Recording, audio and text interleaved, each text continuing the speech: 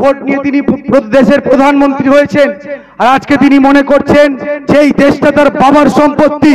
আজকে নরেন্দ্র মোদীর কাছে যখন তার কলেজের সার্টিফিকেট চাওয়া হচ্ছে, নরেন্দ্র মোদীর কাছে যখন স্কুলের সার্টিফিকেট চাওয়া হচ্ছে, তখন তার থেকে কোনো উত্তর পাওয়া যাচ্ছে না। আর সেই মোদী, সেই অমিত শাহরা আজকে ভারতবর্ষের মুসলমানদের কাছে এনআরসির নামে, সিএর নামে তারা জায়গা জমির কাগজ চাইছে। তারা এই ভারতবর্ষে মুসলমানরা জন্মগ্রহণ করেছে কিনা, তারা ভারতীয় কিনা, তার প্রমাণ আজকে নরেন্দ্র মোদী চাইছে। এদিকে তিনি যে কলেজে পড়েছে, গ্র্যাজুয়েশন কমপ্লিট করেছে বা এমএ পাস করেছে, সেই সার্টিফিকেট মোদীজি এখনো দেখাতে পারছেন না। অর্থাৎ আপনারা বুঝতে পারছেন আজকে দেশের যে পরিস্থিতি, সারা ভারতবর্ষের দিকে যদি আপনারা চোখ রাখেন, শুধুমাত্র বাংলা দেখলে আপনারা বুঝতে পারবেন না যে দেশের কি পরিস্থিতি। দেশের পরিস্থিতি জানতে গেলে আপনাদেরকে রবিশ কুমারের মতো সাংবাদিকদের ভিডিও দেখতে হবে, সাক্ষী যোশীদের মতো ভিডিও দেখতে হবে, অজিত আঞ্জুমদের মতো সাংবাদিকদের ভিডিও দেখতে হবে। এই গদি দালাল পাঁচটা মিডিয়াদের কাছে আপনারা ভারতবর্ষে দলিতদের উপর যে অত্যাচার, ভারতবর্ষে মুসলিমদের উপর যে অত্যাচার, এই অত্যাচারের খবর আপনারা দেখতে পাবেন না। কারণ এই দালাল মিডিয়া, এই গদি মিডিয়া, এই পাঁচটা মিডিয়া তারা মোদির কাছে বিক্রি হয়ে গেছে।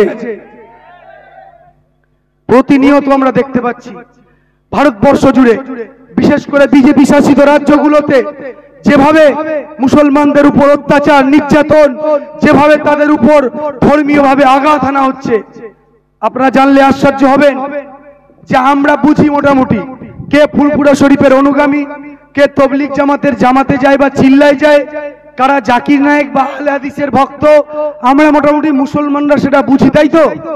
বুঝি তো। কিন্তু অমুসলিমরা বা এই অত্যাচারী শাসক, এই জালেম শাসক, তারা কিন্তু এটা জানে না। তারা যখন একজন মুসলমানের উপর অত্যাচার করে, একজন মুসলমানের উপর যখন তারা নির্যাতন করে, তখন তারা তাবলীগ, ফুরফুরা, আহলে হাদিস, লামাযহাবী, শিয়া, সুন্নি থেকে আক্রমণ করে না।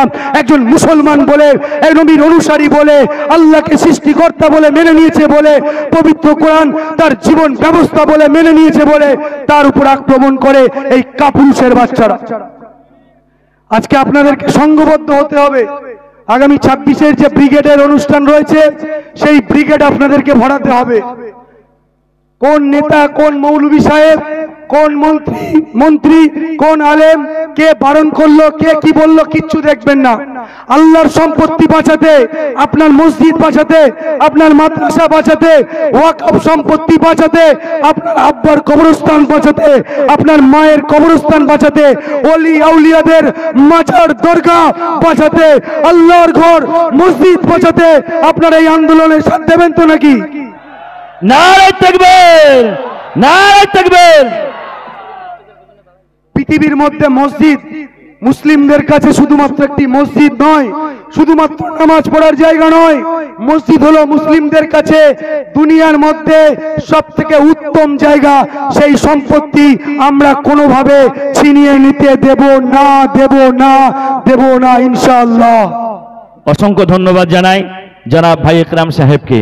আমাদের মধ্যে উপস্থিত হয়েছেন, এখন নামাজ পড়ছেন বাংলার নিপীড়িত নির্যাতিত মানুষের কণ্ঠস্বর, আমাদের অত্যন্ত প্রিয় মানুষ, প্রিয়জন জনাব হযরত